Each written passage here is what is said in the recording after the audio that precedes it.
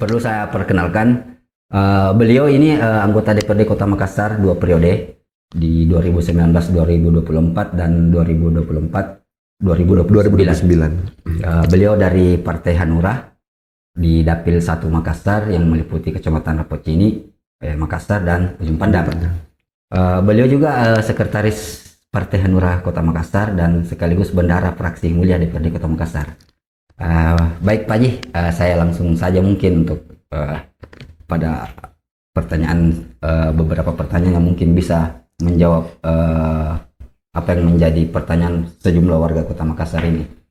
Bisa dijelaskan bagaimana sistem pemilihan RT RW nanti yang sementara digodok pemerintah dan DPRD Kota Makassar, Pak Haji? Ya, terima kasih banyak Dek.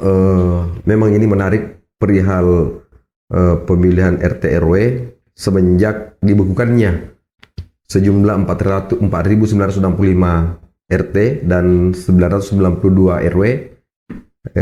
Begitu pula dengan LPM. LPM juga berarti LPM itu kurang lebih 153 LPM dibekukan semua. Nah, ini pemerintah kota melakukan konsep pemilihan RT RW di Kota Makassar dengan konsep pemilihan RT dipilih langsung oleh masyarakat Kota Makassar.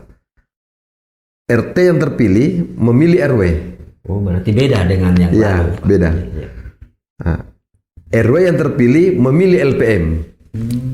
Ya, ya, ya. Nah, itu dibahas dalam Perwali tahun 2025. Nah, sekarang Perwalinya legal draftnya sementara dikonsultasikan ke Kemenkumham.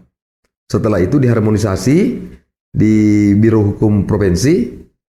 Setelah itu dikembalikan ke pemerintah kota. Dan insya Allah kalau tidak ada halangan bulan September 2025 sudah bisa dilaksanakan pemilihan secara langsung.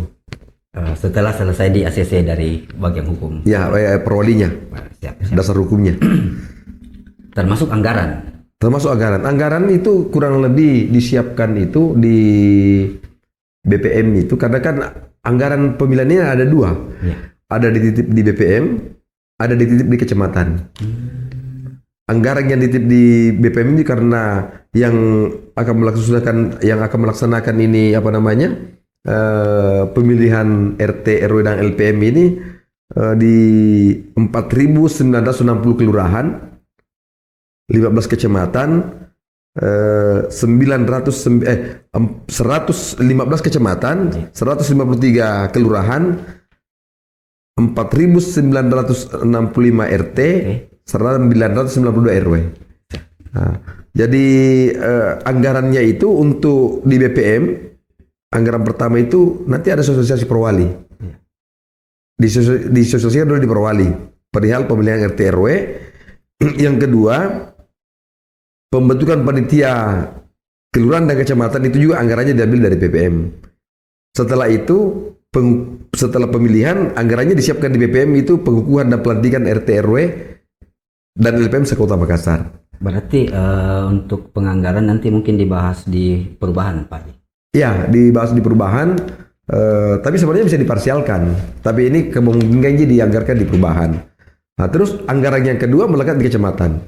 Di kecamatan itu membiayai apa saja, yaitu pertama biaya itu sendiri di ATK di pemilihan RT RW itu sendiri itu biaya dari kecamatan dengan gaji panitia-panitianya, TPS-TPS-nya, ya itu dibiayai oleh kecamatan. Kalau dari BPM tadi membiayai tadi sosialisasi dengan panitia kecamatan dan kelurahan dengan pelantikan dan pengukuhannya. Berarti siap. Ya. Jadi berarti memang ada perubahan regulasi terkait. Perubahan regulasinya yang sangat mendasar adalah RT RW itu dipilih oleh masyarakat langsung Kota Makassar. RT yang terpilih memilih RW, RW yang terpilih memilih LPM. Ya. Itu yang merubah mendasar. Ya.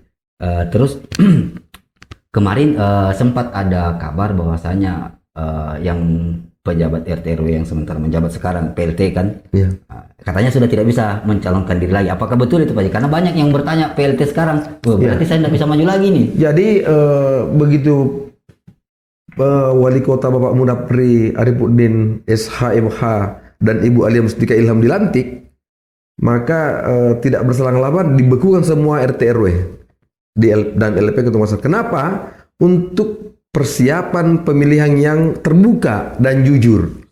Ya kalau misalnya PLT sekarang ini masuk kembali pemilihan, itu kan tidak fair. Itu sebenarnya manfaat gunanya. Nah, oleh karena itu PLT sekarang ini cuma mengantar pemilihan RT RW ini untuk mendapatkan nanti ketua RT ketua RW yang betul-betul pilihan masyarakat, bukan lagi tunjuk-tunjuk. Nah, jadi menariknya di sini adalah PLT sekarang tidak boleh ikut. Tapi mantan RT RW yang dulu dibekukan itu bisa ikut kembali. Begitu pula dengan pendatang baru. Jadi memang di sini sebenarnya Wali Kota Makassar beserta wakilnya mengharapkan memang RT RW itu yang betul-betul yang dicintai masyarakat. Ya, bukan lagi tunjuk-tunjuk. Makanya PLT sekarang ini tidak boleh lagi maju karena dikhawatirkan menyalahgunakan jabatannya untuk berkampanye dan lain-lain. Itu sebenarnya tujuannya. Makanya duluan Pak, jadi ya, start duluan Ki. Makanya pemerintah kota mengambil kebijaksanaan bahwa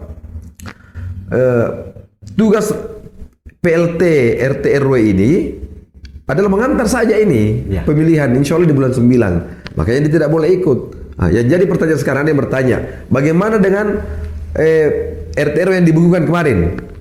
Itu boleh maju kembali. Boleh maju kembali. Begitu pula dengan yang baru, boleh maju kembali. Jadi silahkan bersaing terbuka di pemilihan ini. Siapapun yang dicintai masyarakat itu yang terpilih. Nah, ya, siap. Memang menarik ini. Jadi yang menjadi sorotan berikutnya itu Pak Haji, ada beberapa masyarakat yang mengaku bahwasanya kemana ketika misalnya pemilihan RT RW ini mereka merasa tidak adil, tidak fair atau disetting. Apakah posisi DPRD ini bisa menjembatani atau semacam menerima aduan dari masyarakat terkait hal itu Pak Haji?